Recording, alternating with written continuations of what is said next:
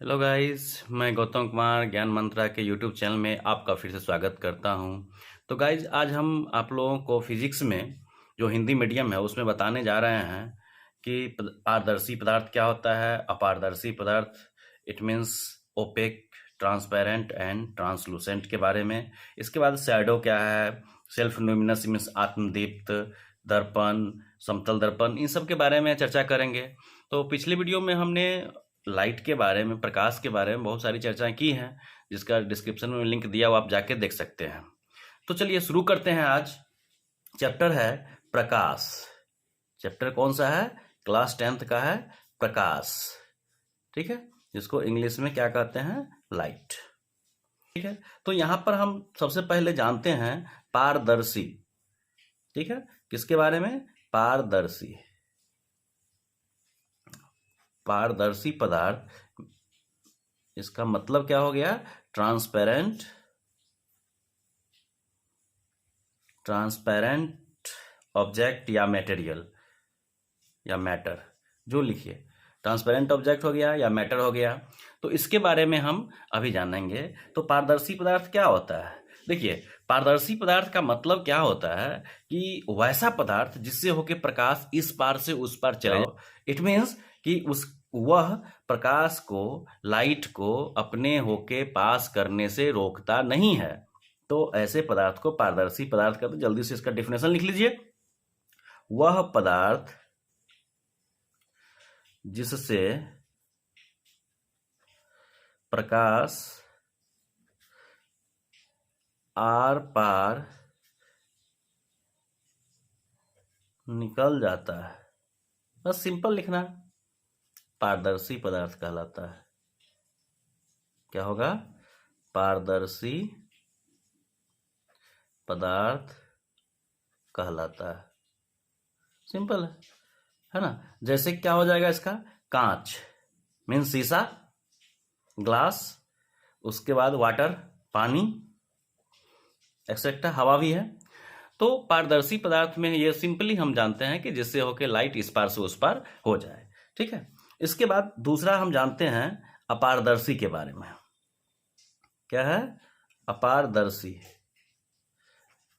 अपारदर्शी पदार्थ क्या हो जाएगा?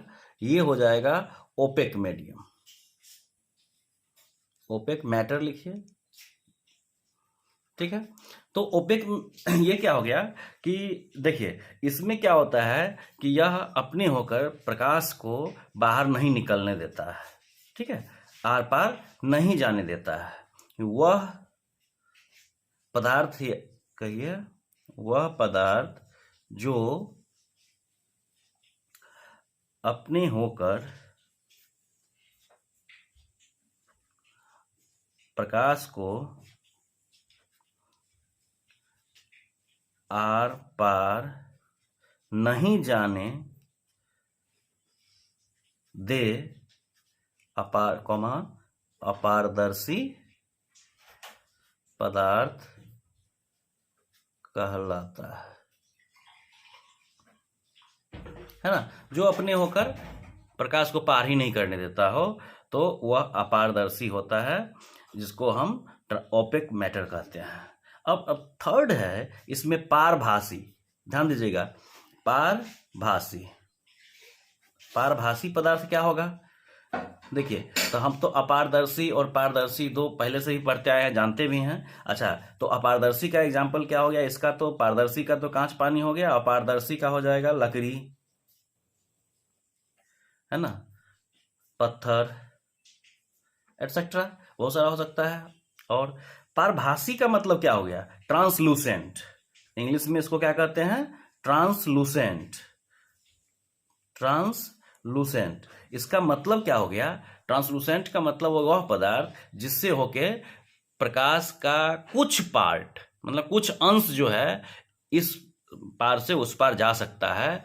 जैसे मान लो कि कागज है, वो तेल से भीग गया और तब देखो इस पार से उस पार धुंधला धुंधला दूसरी तरफ दिखाई देता है। तो ऐसा पदार्थ जिसमें हम इस पार देखें और दूसरी तरफ क्या दिखाई दे? धुंधला दिखाई दे, कुछ ब्लर दिखाई दे, पूरा क्लियर दिखाई ना दे। तो वैसे स्थिति में क्या होता है? प्रकाश का कुछ अंश जो है वह उस पदार्थ से बाहर दूसरी तरफ निकल जाता है, तो ऐसे पदार्थ को पारभासी पदार्थ कहते हैं। या घिसा हुआ कांच है, मतलब ग्लास जो है वो घिसा हुआ है, स्क्रैच है उस पर, तो क्या होगा, इस पार से उस पार धुंधला धुंधला दिखाई देगा, तो वहां भी हम उसको ट्रांसलूसेंट कहेंगे। वह पदार्थ जिससे होकर प्रकाश का, यहां हम बात कर रहे हैं कुछ अंश, सम पार्ट, कुछ अंश ही बाहर निकल पाता है, बाहर निकल सकता है, क्या कहलाएगा, पारभासी, पारभासी पदार्थ कहलाएगा। ठीक है, तो पारभासी पदार्थ कहलाता है। अब इसका एग्जाम्पल देखिए, इसका उदाहरण देखिए क्या हो जाएगा, जैसे में कि घिसा हुआ कांच, लिख दीजिए घिसे हुए कांच, तेल लगे हुए कागज, ये सब क्या है, पारभासी है, जिससे होकर प्रकाश अंशतः पास करता है, पूरा पूरा प्रकाश पास नहीं करता है। ऐसे पदार्थ को हम क्या कहते हैं, ट्रांसलूसेंट, पारभासी। ठीक है, तो बच्चों अभी यहाँ पर एक क्वेश्चन दिमाग में आ सकता है कि ये हम क्यों पढ़ रहे हैं। देखिए, हम यहाँ पर प्रकाश पढ़ रहे हैं, प्रकाश में ये पदार्थ से क्या रिलेशन है, तो देखिए प्रकाश जो है इस पदार्थ से होके पास करता है, नहीं होता है, या थोड़ा सा पास करता है, ये तीन चीजें हुई। अब जब नहीं पास करता है तब देखते होंगे कि एक, जैसे देखो कि यहीं पर हम पेज पर जैसे हाथ रख रहे हैं तो हल्का हल्का देखिए एक परछाई दिख रहा होगा आपको पेज पर, तो इस तरह से क्या हुआ ऐसे, तो ये क्यों, क्योंकि ये जो मेरा फिंगर है वो फिंगर पूरा पूरा लाइट को इस पार से उस पार नहीं जाने देता है, जिससे जैसे जो शेप फिंगर का है वही शेप एक शैडो बनाता है, जिसको छाया कहते हैं। एक क्या बनाता है, वो पैच बनाता है, मीन्स वहां पर वह काला अंधेरा क्षेत्र बनाता है, जिसको छाया कहते हैं। तो अब छाया के बारे में, शैडो के बारे में जान लेते हैं।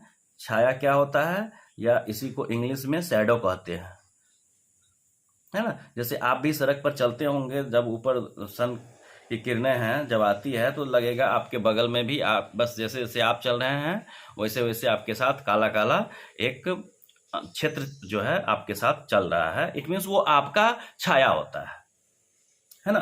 तो इसमें छाया में क्या होगा कि यदि प्रकाश के पथ में, यहां लिखिए, यदि प्रकाश के पथ में, मतलब in the path of light, कोई अपारदर्शी, देखिए अपारदर्शी अभी जस्ट बताए हैं, जो अपने होकर लाइट नहीं पास करने देता है, तो अपारदर्शी वस्तु आ जाए, अपारदर्शी वस्तु आ जाए तो प्रकाश उससे पार नहीं कर पाएगा, पार नहीं कर पाएगा। ठीक है, नहीं कर पाता है। जब नहीं कर पाता है तब क्या होता है, दूसरे तरफ जो है वह, तथा दूसरे तरफ अंधेरा क्षेत्र बनाता है, अंधेरा क्षेत्र बनाता है ना, जिसे छाया कहते हैं। उस अंधेरे क्षेत्र को क्या कहते हैं, छाया कहते हैं, है ना। देखिए कि मान लीजिए ये एक टॉर्च है ना, इस तरह से ये एक टॉर्च है और इससे लाइट ऐसे निकल रही है। ठीक है, तो लाइट रेज यहां से आ रहा है, बीच में मान लो एक ओपेक ऑब्जेक्ट यहां पर आ गया, तो ठीक इसका इस तरह से एक यहां पर क्या बनेगा, शैडो बनेगा, डार्क शैडो बनेगा, छाया बनेगा। ठीक है, तो इससे हमको क्या पता चल गया कि जब अपारदर्शी वस्तु अपने होके नहीं जाने देगी तो उतना वहां पर लाइट रहेगा नहीं, तो काला अंधेरा क्षेत्र दिखाई देगा, जिसको हम लोग छाया कहते हैं। और वह छाया जो है वस्तु जिस शेप में होगी, जिस आकृति की होगी, वैसी ही आकृति का ठीक बनेगा। ठीक है, तो इसके बाद अब देखिए कुछ इसमें जो वस्तुएं होती है जो क्या अपने आप सेल्फ ल्यूमिनस होती है, मीन्स खुद प्रकाश को वह उत्सर्जित करती है, जैसे टॉर्च हो गया, सन हो गया, लैंप हो गया। तो ये सब क्या है? आत्मदीप्त। आत्मदीप्त मतलब सेल्फ ल्यूमिनस। तो कुछ वस्तुएं हैं जैसे इसके बारे में हम पढ़ लें। आत्मदीप्त, ये सब आपको ऑब्जेक्टिव क्वेश्चन बहुत ही इंपॉर्टेंट रहेगा, तो उसमें पूछेगा, ठीक है। इसलिए बड़ा ध्यान से समझिए और इसको अच्छे से दिमाग में बैठा लीजिए क्या होता है। आत्मदीप्त वो वस्तुएं होती है जो खुद से प्रकाश, स्वयं से प्रकाश उत्सर्जित करती है। जैसे देखिए, जो वस्तुएं स्वयं प्रकाश उत्सर्जित करती है, उत्सर्जित करती है, आत्मदीप्त, आत्मदीप्त कहलाते हैं। यहां पर करते कर दीजिए, जो वस्तु स्वयं प्रकाश करते हैं आत्मदीप्त कहलाते हैं, ठीक है। जैसे सूर्य, एग्जाम्पल लिख लीजिए, लैम्प, इस तरह से और बहुत सारी चीजें होंगी जो खुद से अपना लाइट जो है प्रोड्यूस ये उत्सर्जित करेगी, ठीक है। अब देखिए, अब हम यहाँ पर कुछ वस्तुओं के बारे में पढ़े कि किस तरह से प्रकाश से उसका रिलेशन है, संबंध है, उसके आधार पर उसको हम क्या कहते हैं। अब आगे हम पढ़ेंगे नेक्स्ट वीडियो में दर्पण, उसमें गोलीय दर्पण पढ़ेंगे, समतल दर्पण पढ़ेंगे, तो ये सब पढ़ेंगे। तो चलिए मेरे वीडियो के अंत तक बने रहिए, और जो वीडियो हम फिर डालेंगे उसका नोटिफिकेशन आपको समय से मिले, इसलिए मेरे चैनल को सब्सक्राइब जरूर कीजिए। तो थैंक यू।